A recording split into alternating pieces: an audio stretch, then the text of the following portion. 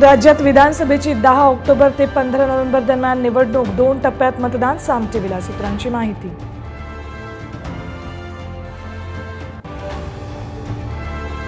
महायुतीचा 24 सप्टेंबरला ठरणार फॉर्म्युला. अमित शहांच्या महाराष्ट्र दौऱ्यात होणार महायुतीचं जागा वाटप.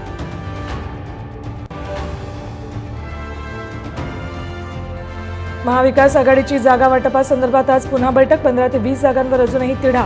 आठवडाभरात अंतिम निर्णय होणार असल्याची माहिती. पंतप्रधान मोदी आज वर्धा दौऱ्यावर. पीएम विश्वकर्मा कार्यक्रमात होणार सहभागी.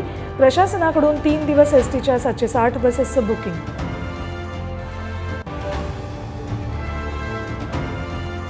उपोषण आंदोलनाच्या 4थ्या दिवशी जरांगेंची प्रकृती खालावली. उपचार घेण्यास जरांगेंचा मात्र नकार.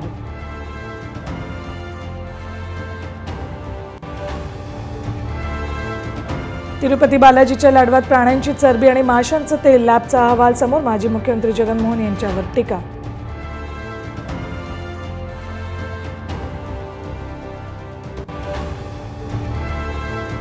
भारतात आजपासून आयफोन 16 ची विक्री. मुंबईच्या बीकेसीतील ॲपल स्टोअर बाहेर ग्राहकांची गर्दी.